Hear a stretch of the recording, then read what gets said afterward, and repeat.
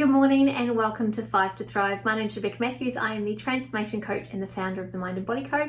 And 5 to Thrive is a quick 5-minute tutorial where I share tips, tricks and strategies to help you truly create a life you love. Today I wanted to talk to you about the 7 freedoms that we embrace outside of our tribal cycle, and to really shake off our tribal cycle and create conscious awareness and change. So anyone that's worked with me knows that tribal cycle is a huge part of working with almost any coach. And tribal cycle is essentially what we have learned through our environment growing up. So these are the direct relationships, the magical big people we would have had when we were little that were influencing us and really shaping who we are, how we showed up in the world, what we believed was the strategies we needed to put in place to be loved and to survive. It's all of those influences that we create or that we gather from our tribe, essentially, and they're not always good, positive things characteristics we embrace from that and that we learn from that time. So it's really important that we acknowledge where that tribal cycle has been functional and in some cases where it hasn't been. And there are 7 freedoms that we often forget that we have. And so I'm just going to read these because it's a bit of a list, but I wanted to share it with you because it's just 7 things I really want you to think about, because it will start to create some awareness for you around whether your thinking and your behavior and the way you're showing up in your life is truly you, or whether it is in fact your tribal cycle. So the first one is the freedom to see, hear and sense what I see, hear and sense. So this is instead of what my tribe thinks I should see, hear and sense. So that's, permission for yourself to experience life as you experience it, not as you think you should be experiencing it. The freedom to feel and own what you feel as you feel it, instead of what your tribe prefers you feel. So again, this is often, we often are told, don't cry over that. Don't be sook, don't,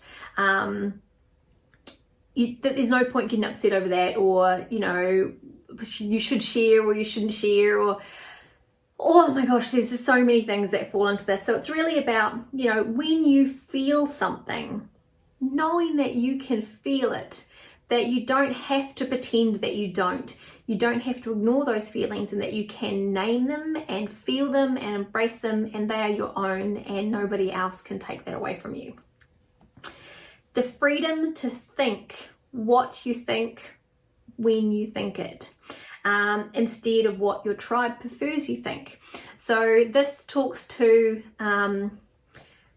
often we have the same belief system, or we have the same responses as our tribe around us would have. So we feel like we have to believe the same things, support the same political parties or sports teams, or if we come from a racist or kind of alternative believing family, we believe that we also have to embrace those thinking styles, and the reality is we don't. The freedom to say what I feel and think instead of waiting for permission or having your voice denied.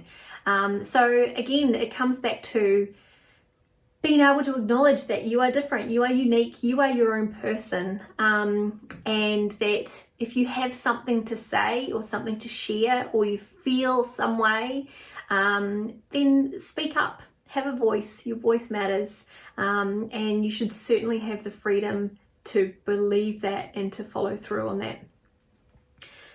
The freedom to ask for what you need and want instead of waiting for permission or being told what you need or want.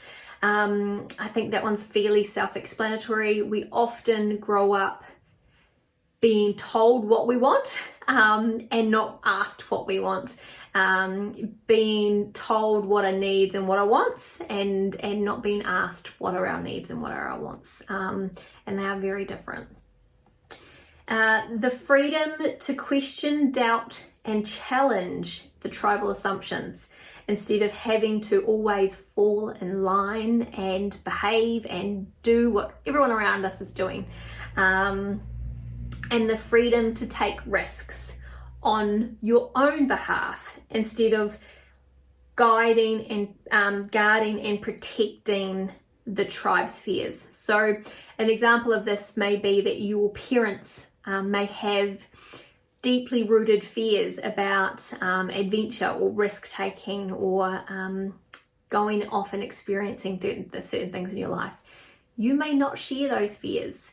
You may be somebody who embraces the adventure and the challenge and the unknown. But if you are falling in line and towing the line with your tribe, then you will quieten those needs in you, and you will simply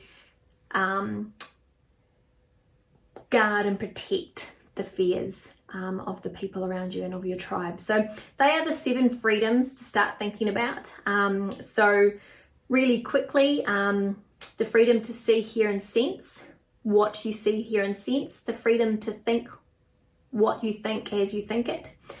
The freedom to feel what you feel as you feel it. The freedom to say what you think and feel, to share that, to have a voice. The freedom to ask for what you want and need. The freedom to question, doubt, and challenge. And the freedom to take risks on your own behalf.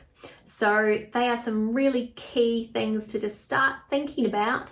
And if you have any sort of aha moments in any of those, I'd love to hear from you. The tribal cycle is so powerful, and so often we don't even realize that we're still absolutely adhering to our tribe's rules of our own life. So have a think. See where you maybe fall into some of those areas where you're not truly embracing your freedoms, and I'd love to hear from you. Talk to you soon.